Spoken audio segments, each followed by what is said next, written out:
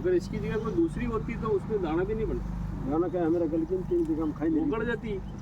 अच्छा मक्का तो इसकी सबसे पहली विशेषता क्या है कि ये मौसम के अनुसार चलती है। मौसम के अनुसार अगर मान लो जिस साल बरसात ज़्यादा हुई तो भी इसमें गलने की शिकायत नहीं आती है, फिर भी दाना बन जाता है। और जिस साल अगर बरसात कम होती है तो भी ये खुल्ड को सहन करती है। जैसे गत साल बरसात कम हुई, हाँ गत साल बारिश इस साल की अपेक्षा कम थी, फिर भी ये पक गई थी। तो ये इसकी सबसे बड़ी विशेषता क्या है कि भाई मौसम कैसा भी हो, चाहे कम बारिश हो चाहे ज़्यादा बारिश हो, ये किसानों को पैदावार देती है। प्लस दूसरी विशेषता इसकी सबसे बड़ी क्या है कि पहले आज के 2-4 साल पहले जब कोई कंपनी वाला गांव में आता था तो कहता था कि पौधे से पौधे की दूरी आप इतनी रखोगे तो भुट्टे की साइज बड़ी आती है। तो ये एक तरह का हाइब्रिड मक्का थी जिसको ऊपर कहते थे कि दूरी पे लगानी पड़ती है। लेकिन ये हमारी कंपनी का ऐसा रिसर्च है, ये हाई डेंसिटी वैरायटी है। हाई डेंसिटी एक वैज्ञानिक नाम है। उसके अनुसार जैसे ये पौधे हैं अभी आपके जैसे पास पास में पौधे हैं, तो इसको क्या अगर छेदी सांगनी करने का लफड़ा नहीं है। अगर 1 बीघा में अगर आपने 5 किलो बीज डाल दिया खेत पे, तो खेत से एक पौधा बार मत निकालो आप, फिर भी इसका भुट्टा खाली नहीं रहेगा।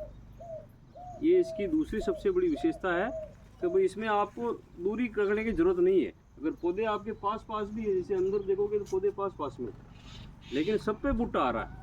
तो ये हमारा शोध है, ये हमारा रिसर्च ऐसा है कि इसमें आपको कम दूरी पे भी भुट्टा बराबर मिलता है। तीसरी इसकी सबसे बड़ी विशेषता क्या है कि आज के 4-5 साल पहले क्या मक्का में एक बीमारी आती थी, खड़े खड़े पौधे एकदम से क्या सूख जाते थे। जैसे दाने बनने की अवस्था आती है ना, तो उस समय क्या एकदम से पौधा सूख जाता है।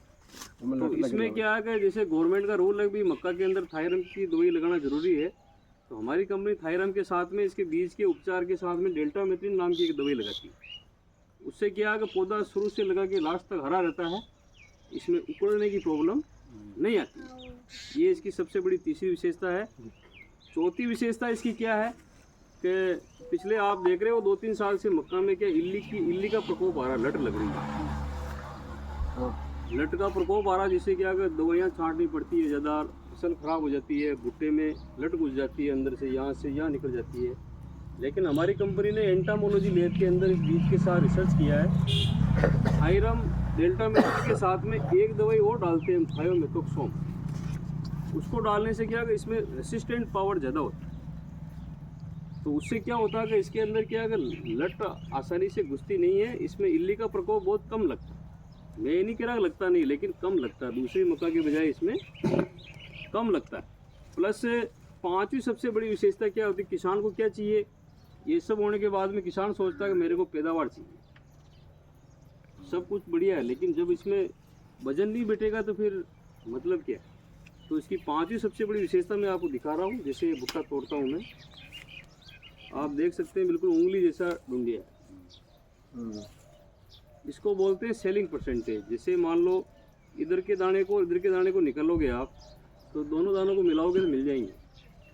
अगर ये बराबर मिल रहे हैं, इसका मतलब इसमें 86% तो दाने हैं और 14% ही इसके अंदर ढूंढिया साहब। हाँ हमारे भाषा में नहीं ढूंढिया बोलते हो आप, जेमा बोलते हैं, कई जगह ढूंढिया बोलते हैं। तो ये इसमें क्या है, इसके अंदर 86% दाने मिलेंगे, 14% ही अंदर का ढूंढिया मिलेंगे।